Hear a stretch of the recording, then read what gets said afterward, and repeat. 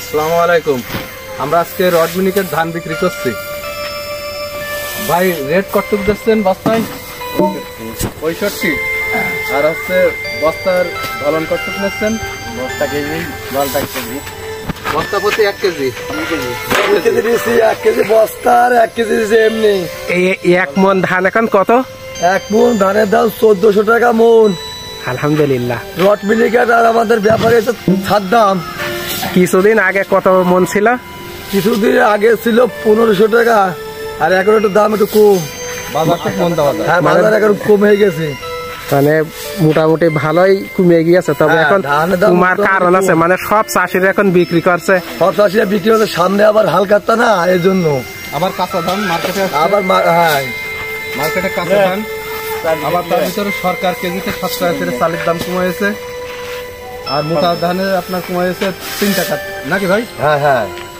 আবার এদিকে উত্তরবঙ্গের আছে আপনার মোটা ধান, ওগুলো হচ্ছে আপনার কাঁচা ধান মেশিনে মেরে দিনের দিন বিক্রি করে ওটা। এই ধানগুলো কোন ব্যাপারী নেবে?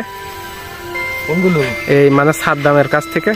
সাদ্দাম দিয়ে চলে যাবে কুষ্টিয়ায়, রাইস মিল কুষ্টিয়াতে চলে যাবে বিভিন্ন জায়গায়, ওখানে মাড়াই হবে ধানটা। হ্যাঁ, তারপরে এই রড মিনিকেটের চাউল বাসমতি বলে বিক্রি হতে পারে। আবার রড যাবে বলা?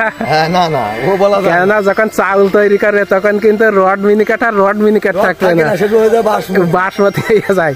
হয়তো ভাই, হয় না? হয়, ওই তো বিষয় না।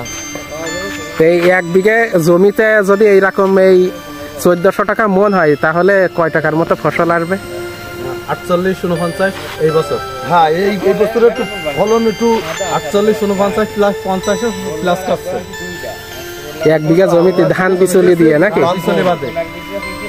আর 1 বিঘা জমিতে কিরকম খরচ হতে পারে মোট? একেবারে রুয়া চাষ, একেবারে অল কমপ্লিট, কাটা বান্দা ঝাড়া আনা নেওয়া থেকে শুরু করে প্রায় 23,500 থেকে 24,000 টাকা খরচ আছে।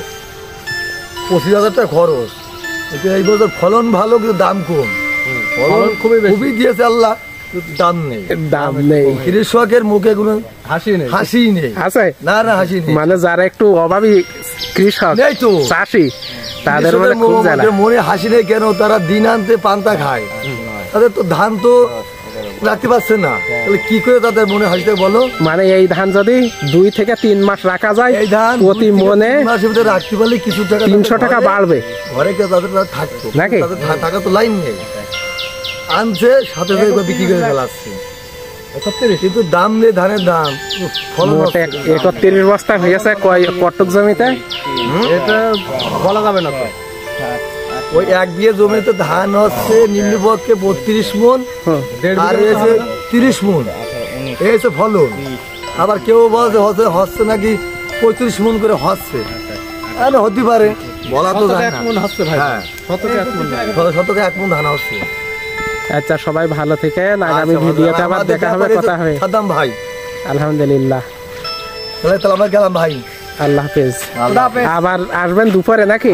আবার আসবো, আল্লাহ বাঁচালে আবার আসবো। মানে এক সময় যদি 1 mন ধান বিক্রি করা হয়তো, তাহলে 3 থেকে 4 কেজি গরুর মাংস হইতো। গরুর মাংস এখন হয়, আর 5 কেজি ইলিশ মাছ হইতো। এখন 25 টাকা আমি দেখেছি। এখন গরু গোস্ত কেজি হয়েছে 800 টাকা করে, ধানের মন হয়েছে 1400 টাকা। 2 কেজি হচ্ছে না। 2 কেজি গোস আমরা কিনতে পারিনি।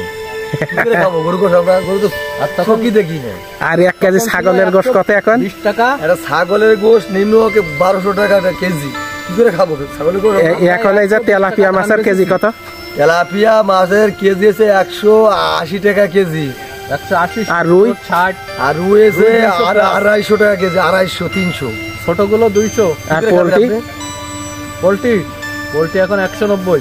190 টাকা কেজি পোল্ট্রি। 250 নাকি? গরিব মানুষের খাওয়ার কোনো খুব কষ্ট। আপেলের কেজি কত এখন? আপেল, ওরে বাবা, আপেলের কথা বলা যাবে না। 300 টাকা, 300 টাকা। আর বেদানা?